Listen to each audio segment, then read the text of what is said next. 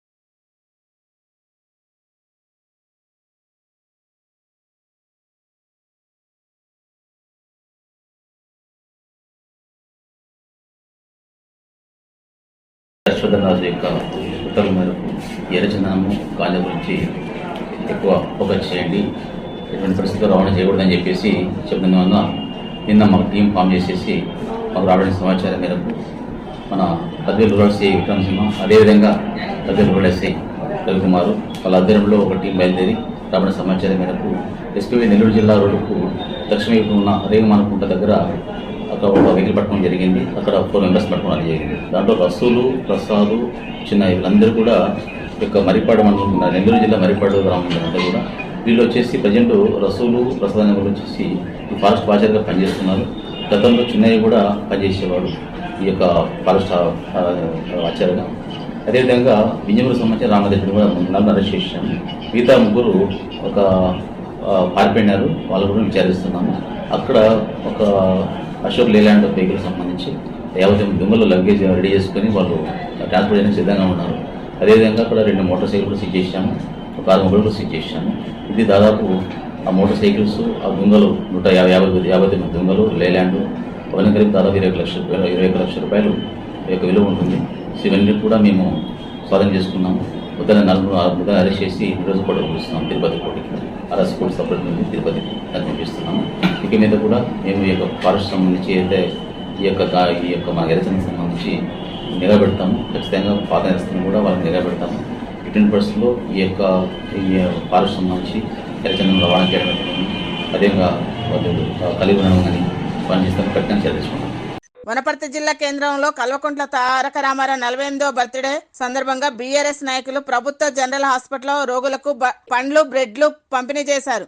కేటీఆర్ మరిన్ని పుట్టినరోజు వేడుకలు జరుపుకోవాలని వనపర్తి బీఆర్ఎస్ పట్టణ అధ్యక్షుడు గట్టి అదయ్ అన్నారు. నాయకుడు కల్వకుంట్ల తారక రామారావు గారి 48వ జన్మదిన సందర్భంగా వనపర్తి జిల్లా కేంద్రంలో వనపర్తి పట్టణాధ్యక్షులు రమేష్ గౌడ్ గారి ఆధ్వర్యంలో కేక్ కట్ చేసి అంటే సివిల్ హాస్పిటల్లో రోగులకు పండ్లు, పాలు పంచడం జరిగింది.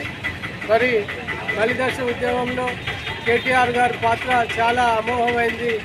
ఉద్యమ సమయంలో యువ నాయకుడిగా మరి సారథ్యం వహించి తెలంగాణ రాష్ట్రాన్ని సాధించి 10 ఏళ్ల తెలంగాణ అభివృద్ధిలో తన పాత్రను మచ్చలేని నాయకుడిగా మరి ఆయన చేసినటువంటి ప్రాంతానికి, తెలంగాణ ప్రాంతానికి మరి చేసినటువంటి అభివృద్ధిని ప్రజలు ఎవరు కూడా మరవలేరు. భద్రాద్రి కొత్తగూడెం జిల్లా భద్రాచలం వద్ద గోదావరి నీటి మట్టం పెరుగుతుందని CWC అధికారులు తెలిపారు.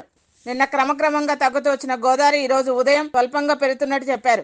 గురువారం ఉదయం 9 గంటలకు గోదావరి నీటి మట్టం 47.10 అడుగులకు చేరిందన్నారు. అవుట్ ఫ్లో 11.03.21 క్యూసెక్లకు ఉందని చెప్పారు. గోదావరి పరివాహక ప్రాంత ప్రజలు అప్రమత్తంగా ఉండాలని అధికారులు సూచించారు.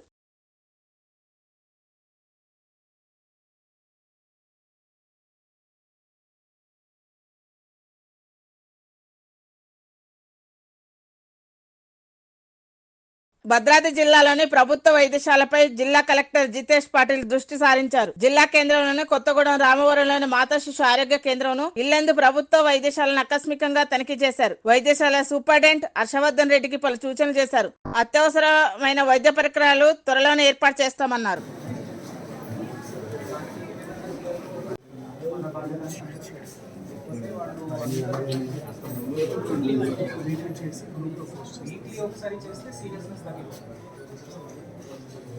సంవత్సరంలో ఒక్కసారి చేసినా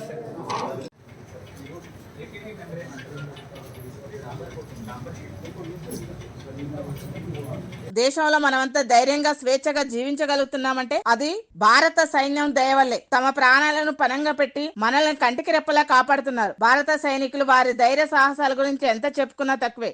ఇటీవల జమ్మూ కాశ్మీర్ లో ఉగ్రదాడులు పెరిగిపోయి ఆ దాడులను మన సైనికులు ధీటుగా ఎదుర్కొంటున్నారు. కాగా బోర్డర్లో సైనికుల పోరాటాలకు సంబంధించిన ఒక వీడియో నెట్టింట వైరల్ అవుతుంది.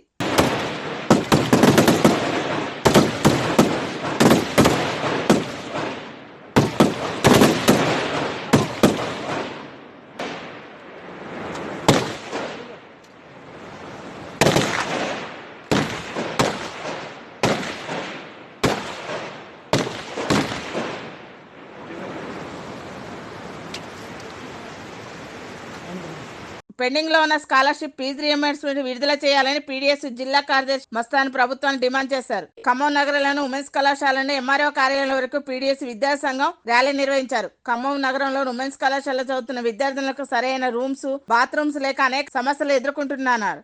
తక్షణమే విద్యార్థుల సమస్యలు పరిష్కరించాలన్నారు. మాకు స్కాలర్షిప్లు విడుదల చేయాలంటున్నాం. మేము రేవంత్ రెడ్డి వచ్చిన కారణం రేవంత్ రెడ్డి వచ్చి 8 నెలలు అవుతుంది. స్కాలర్షిప్లు ఇంత మటుకి విడుదల చేయలేదు. పోయినసారి కేసీఆర్ ఉన్నప్పుడు కూడా విడుదల చేస్తా అన్నారు. 3 నెలలు విడుదల చేస్తా అని రేవంత్ రెడ్డి వచ్చిండు. రేవంత్ రెడ్డి వచ్చి ఏం చేసిండు? మాకు ఏం చేయలేదు. మా హాస్టల్లో ఫుడ్లు మంచిగా ఉండట్లేదు, వాటర్ మంచిగా ఉండట్లేదు. మా హాస్టల్లో అయితే ఫుడ్ మంచిగా పెడుతుంది మా వార్డెను. మరి వేరే హాస్టల్లో ఎలా ఉన్నాయో మాకు తెలియదు. వాటర్ మాత్రం మాకు చాలా ప్రాబ్లం ఉంది. కాలేజ్లలో మాత్రం రూమ్స్ కూడా మంచిగా లేవు. రూమ్స్ కట్టేయాలని మేము రేవంత్ రెడ్డిని అడుగుతున్నాం. మా కాలేజ్ బెంచెస్ కూడా రావాలని అనుకుంటున్నాం. మేము వాటర్ మాత్రం మా కాలేజ్లో మాత్రం పెట్టాలి, రూమ్స్ కట్టేయాలి. మా కాలేజ్లో మా మేడమ్స్ కొంచెం మీరు అందుబాటు చేస్తే మా మేడమ్స్ కూడా మీకు కొంచెం హెల్ప్ చేస్తారు రేవంత్ రెడ్డి అంకుల్. నా పేరు బానోత్ కావ్య. నేను ఫస్ట్ ఇయర్ చదువుతున్నాను, ఇంటర్ ఎంపీసీ గ్రూప్ తీసుకున్నాను. మాకు హాస్టల్లో సరిగా వెళ్ళడానికి ఏం బస్సులు ఏం లేదు, నడుచుకుంటూ వెళ్తున్నాం మేము. వాటర్ కూడా సరిగా లేదు, మాకు తాగడానికి నీళ్లు కూడా లేవు, వాష్రూమ్స్ కూడా సరిగా లేవు. ఇంకా మాకు నడిచి వెళ్ళాలంటే బాగా ట్రాఫిక్ అవుతుంది.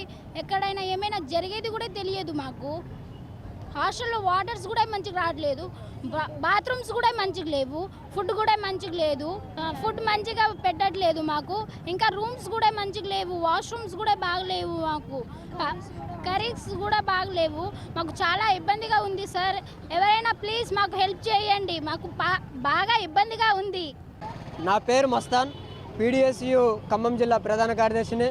ఈరోజు పీడీఎస్యు ఖమ్మం జిల్లా కమిటీ ఆధ్వర్యంలో ఉమెన్స్ కళాశాల నుండి కాలవడ్డు సెంటర్ వరకు ర్యాలీ తీయడం జరిగింది. అనంతరం ధర్నా కూడా నిర్వహించడం జరిగింది. పెండింగ్లో ఉన్న స్కాలర్షిప్స్ ఏవైతే ఉన్నాయో ఫీజు రియంబర్స్మెంట్ విడుదల కాక పేద విద్యార్థులు ఈరోజు ఇబ్బందులు పడుతూ ఉంటే ఈ సీఎం రేవంత్ రెడ్డి గారు ప్రైవేట్ విద్యా సంస్థలకే కొమ్ముగాసిన పరిస్థితి ఈరోజు కనపడతా ఉంది.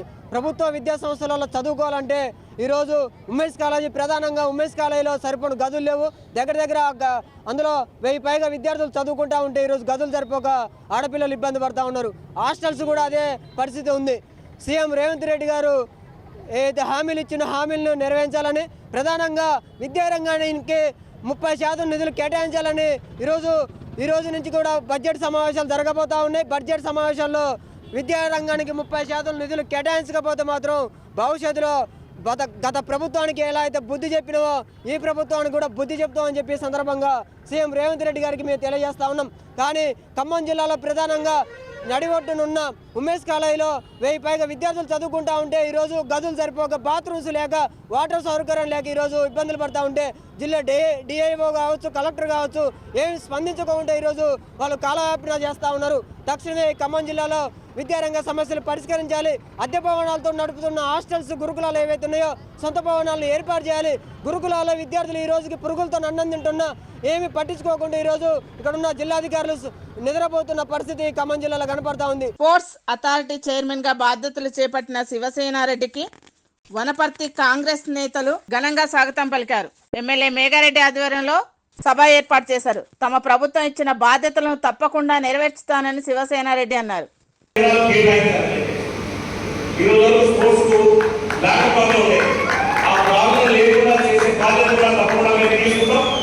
రాబోయే రోజుల్లో తెలంగాణ 23 కేసులు ఉంది. నెంబర్ 1 తెలంగాణ తీసుకొచ్చే విధంగా మీ అందరి సపోర్ట్తో తప్పకుండా తీసుకుంటాం. పశ్చిమ గోదావరి జిల్లా తాడపల్లిగూడెం నందమూరు గ్రామంలో నీట మునిగిన పంట పొలాలను AP PCC chief YS Sharmila Reddy పరిశీలించారు. పంట నష్టపోయిన రైతులకు పరిహారం ఇవ్వాలని నడుంలోతు నీళ్లలో దిగి వినూత్నంగా నిరసన వ్యక్తం చేశారు. రైతులకు రుణమాఫీ చేయాలని డిమాండ్ చేశారు. రైతులను ఆదుకోకపోతే పెద్ద ఎత్తున ఉద్యమం చేస్తానని హెచ్చరించారు. ఇంతమంది రైతులు నష్టపోయిన రైతులతో మాట్లాడడం జరుగుతుంది. ఇక్కడ మీరు వెనకాల చూస్తున్నారు, ఇలా వీళ్ళ పంటల్లోకి నీళ్ళు వచ్చిన పరిస్థితి.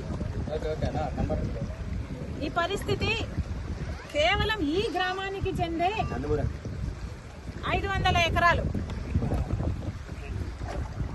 ఇలా చుట్టుపక్కల గ్రామాలు ఈ జిల్లా అంతా కలుపుకుంటే కనీసం 40,000 ఎకరాలు ఇలా నీట మునిగిందని అంచనా.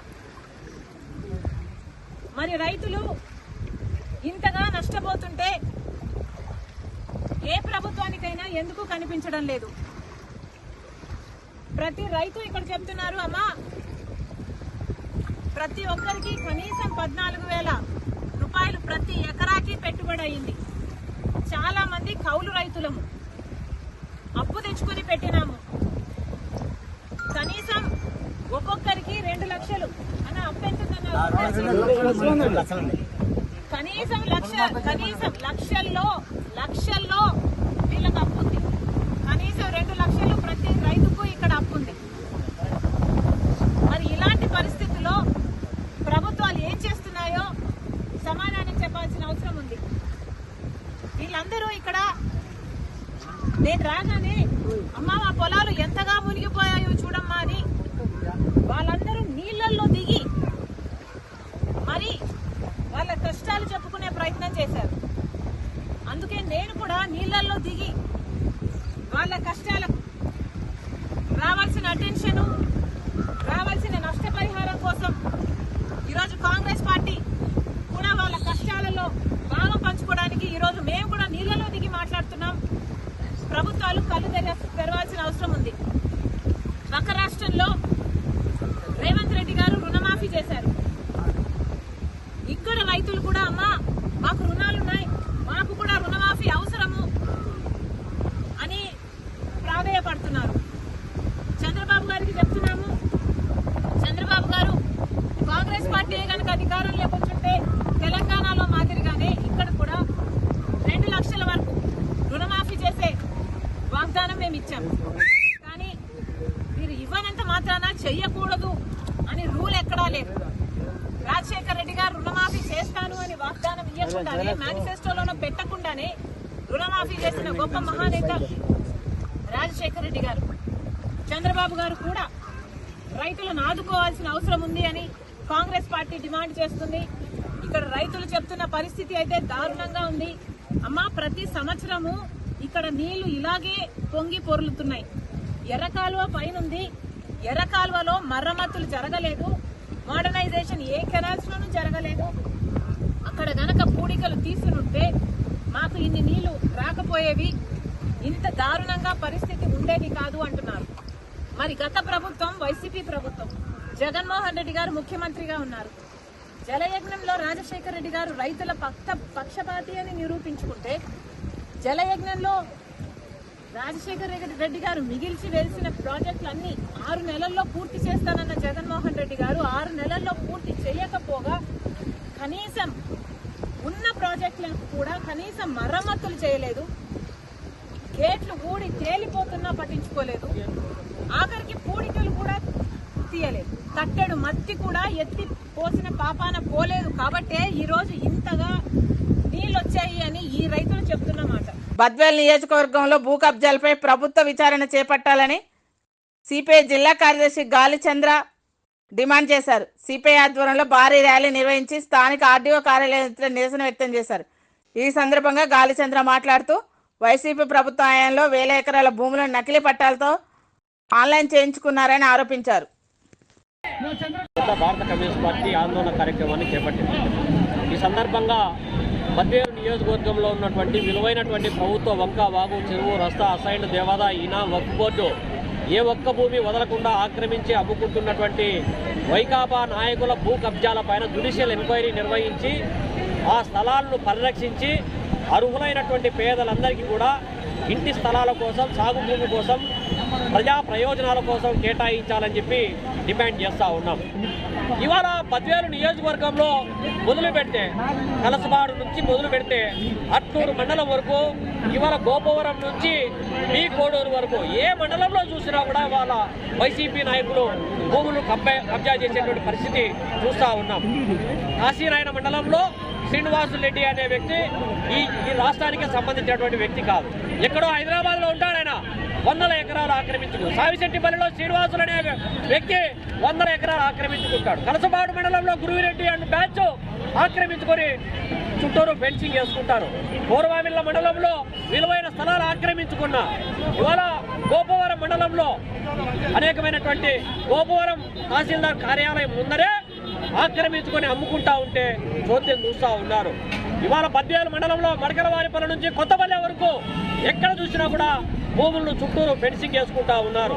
అట్లూరు మండలంలో ఈ రోజు ఒకరి పేరుతో రేపు ఒకరి పేరుతో ఆన్లైన్ మార్చుకునేటువంటి ఎన్నో నడుస్తూ ఉన్నటువంటి నేపథ్యంలో ఇవాళ వైసీపీ 5 సంవత్సరాల కాలంలో జగన్మోహన్ రెడ్డి 5 సంవత్సరాల పాలనలో ఎక్కడ చూసినా కూడా భూ కబ్జాల పైన మాట్లాడినటువంటి వాళ్ళు, ప్రశ్నించేటటువంటి వాళ్ళ పైన కేసులు పెట్టడం, జైలు పంపడం కాదు. కూడదంటే కడప లేకపోతే ప్రొద్దుటూరు లాంటి ప్రాంతాలలో, బద్వేలు లాంటి ప్రాంతాల్లో పట్టా పగలే హత్యలు చేసేటటువంటి నడిచినటువంటి దౌర్భాగ్య స్థితిని మనం చూస్తూ ఉన్నాం.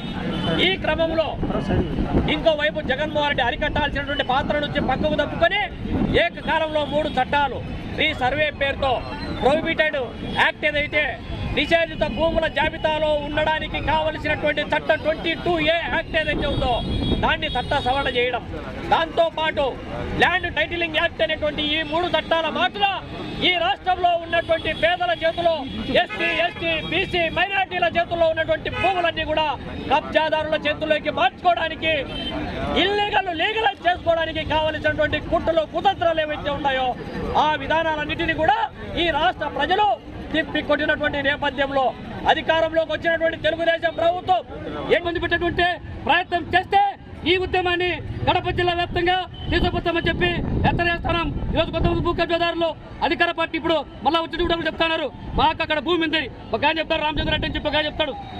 ఎక్కడెక్కడ భూములు ఉంటాయి మీకు అసలుకి? ప్రతి చోట మీ భూములు ఈరోజు పేదవాళ్ళ దగ్గర వచ్చి భయప్రాంతం గురి చేస్తా ఉన్నారు. మీరు వెళ్ళిపోండి, లేకపోతే కాల్ చేస్తాం, లేకపోతే కొడతాం, లేకపోతే కేసులు పెడతామని చెప్పి రకరకాల పద్ధతుల్లో తెలుస్తూ ఉన్నారు. మేము అడుగుతా ఉన్నాం, మీ తాటాకు తప్పులకు భయపడేటువంటి సమస్య లేదు. ఎర్ర జెండా ఎత్తినటువంటి జెండా దించకుండా పోరాటం కొనసాగిస్తామని చెప్పి హెచ్చరిస్తా ఉన్నారు. Sneha TV please like, share and subscribe Sneha TV.